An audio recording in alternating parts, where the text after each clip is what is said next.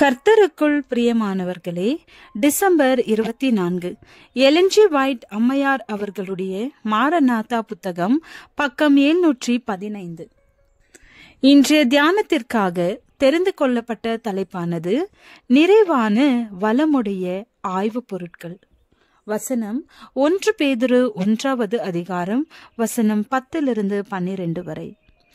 உங்களுக்கு உண்டான கிருபையை குறித்து தீர்க்க தரிசனம் சொன்ன தீர்க்கதரிசிகள் இந்த ரட்சிப்பை குறித்து கருத்தாய் ஆராய்ந்து பரிசோதனை பண்ணினார்கள். தங்களிலுள்ள கிறிஸ்துவின் ஆவியானவர் கிறிஸ்துவுக்கு உண்டாகும் பாடுகளையும் அவைகளுக்கு பின்வரும் மகிமைகளையும் முன் அறிவித்த போது இன்ன காலத்தை குறித்தார் என்பதையும் அந்த காலத்தின் விசேஷம் இன்னதென்பதையும் ஆராய்ந்தார்கள். இவைகளை உற்று பார்க்க தேவதூதரும் ஆசையாயிருக்கிறார்கள். மகத்துவமான மீட்பின் பொருளை பற்றி இவ்வாழ்க்கையில் புரிந்து கொள்வதற்கு ஆரம்பிக்க மாத்திரமே நம்மால் முடியும்.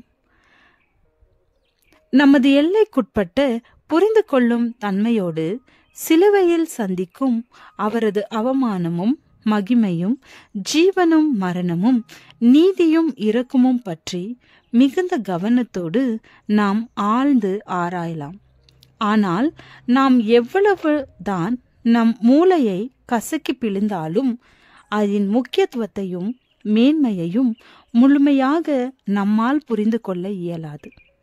நம்மை மீட்ட அன்பின் நீளம், அகலம், ஆழம், உயரம் ஆகியவை மங்களாகவே விளங்கி கொள்ளப்படுகிறது. காணப்படும் விதமாக கண்டாலும் அறியப்படும் விதமாக அறிந்தாலும் மீட்கப்பட்டவர்களால் மீட்பின் திட்டத்தை முழுமையாக புரிந்து கொள்ள முடியாது. ஆனால் நித்திய காலம் நெடுகிலும் அவர்களுக்கு புதிய சத்தியங்கள் தொடர்ந்து வெளிப்படுத்தப்படும். அவர்கள் வியந்து மகிழ்வார்கள்.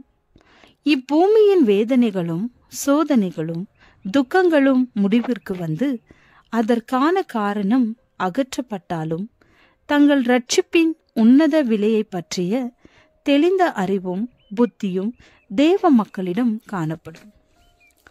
சிலுவையின் ரகசியம் மற்ற எல்லா ரகசியங்களையும் விளக்குகிறது. கல்வாரியிலிருந்து வெளிப்படும் ஒளி கதிர்களில் நம்மை பயத்தால் நிறைத்து பிரமிப்படைய செய்த தேவனின் குணாதிசயங்கள் அழகாகவும் கவர்ச்சியாகவும் காணப்படுகின்றன.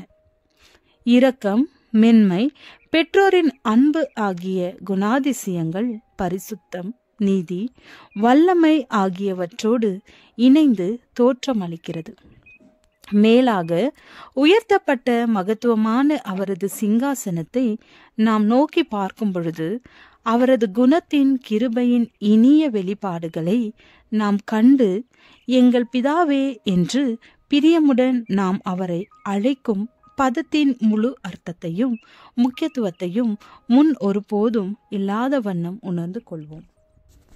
எல்லையற்ற ஞானத்தின் ஊற்றாகிய ஆண்டவர் நம்மை மீட்பதற்கு தம் குமாரனை பலியாக ஈவதை தவிர வேறு எந்த திட்டத்தையும் உத்தேசிக்கவில்லை என்பதை காண முடியும். முன் ஒருபோதும் இல்லாத வண்ணம் பரிசுத்தமும் மகிழ்ச்சியும் சாவாமையும் உடைய மீட்கப்பட்ட மக்களால் இப்பூமியை நிரப்புவதிலுள்ள சந்தோஷமே அந்த தியாகத்திற்கு செய்யப்படும் பதிலீடாகும். நம் இரட்சகர் இருளின் வல்லமைகளோடு போராடியதின் விளைவாக மீட்கப்பட்டவர்கள் ஆனந்த களிப்புடன் தேவ மகிமையில் சதா காலமும் திளைத்திருப்பார்கள். ஆத்மாவின் விலை அப்பேற்பட்டது. எனவே பிதா அதற்காக செலுத்தப்பட்ட விலை கிரயத்தை குறித்து திருப்தி அடைந்தார்.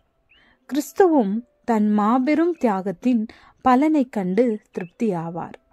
நித்திய காலம் முழுவதும் மீட்கப்பட்ட திரள் கூட்டமே அவரது தலையாய மகிமையாக இருக்கும்.